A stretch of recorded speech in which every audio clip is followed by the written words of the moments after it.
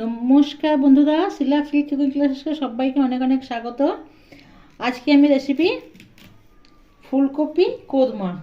তার জন্য এখানে ফুলকপি নিয়ে নিচ্ছি একটা, এরকম মিডিল সাইজে কেটে নিয়েছি। তার উপরে ডাঁটিগুলো সব কেটে নিচ্ছি অল্প অল্প করে। তারপরে এখানে কড়াইতে গরম জল বসিয়েছি। কপিটাকে ভালো করে ধুয়ে নিয়ে এই জলের মধ্যে দিয়ে দেবো, একটু ভাপিয়ে নেব। অল্প একটু নুন দিয়ে দেবো।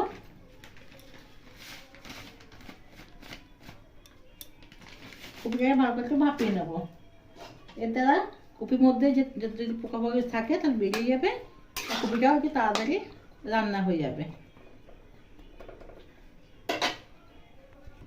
কপি ভাপানোর মধ্যে আমি একটা মশলা বানিয়ে নেব। দেবো একটা মিডিল সাইজের পেঁয়াজ, দুটো কাঁচা লঙ্কা, 4 কোয়া রসুন, অল্প একটু আদা কুচি, অল্প একটু জল দিয়ে আমি গ্রাইন্ডিং করে নেব। এখানে পেস্টটা বানিয়ে নিলাম। এবার এখানে ফুলকপিটা উঠিয়ে নেব।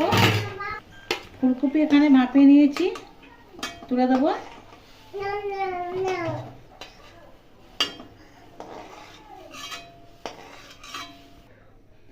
কড়াই বসিয়ে দিয়েছি, কড়াইতে দিলাম সাদা তেল। এবার ফুলকপিটা একটু ভেজে নেব।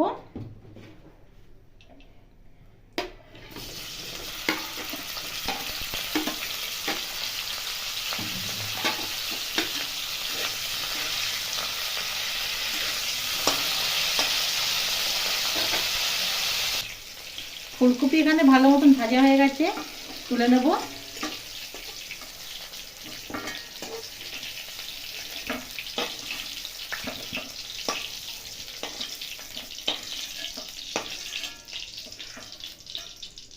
এরপর ওই তেলের মধ্যে দিয়ে দেবো দুটো এলাইচি, একটু জায়ফল, জয়িত্রী, একটা তেজপাতা।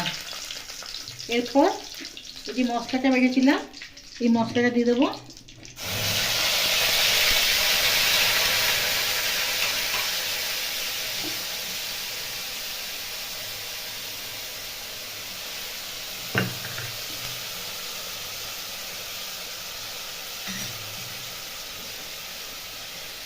দেবো এতে অল্প লবণ,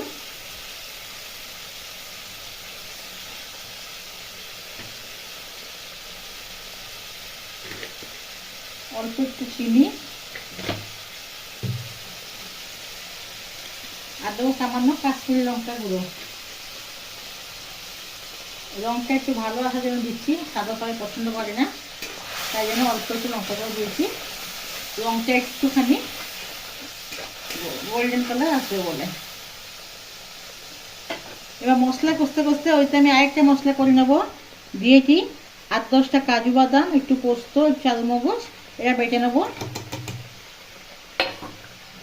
অল্প একটু জল দিয়ে বেটে নিলাম। মশলা থেকে তেল পুরো ছেড়ে গেছে। এরপর একটু দিয়ে দেবো আমি টক দই 2 চামচ।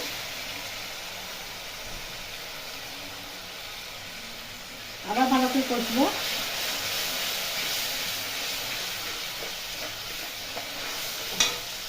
এরপরে যে মশলাটা বানিয়েছিলাম ওটা দিয়ে দেবো,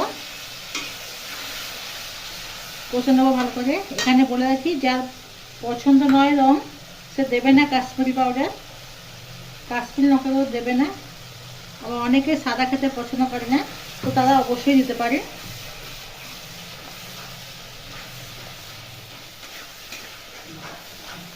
ভালো করে কষে নেবো।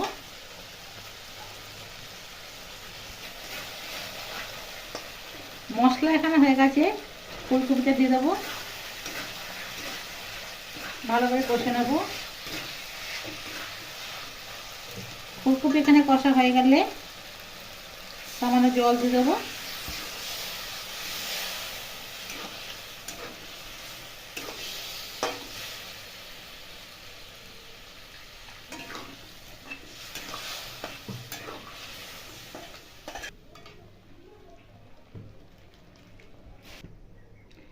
শেষে দিয়ে দেবো একটু গরম মশলা আর অল্প একটু ঘি।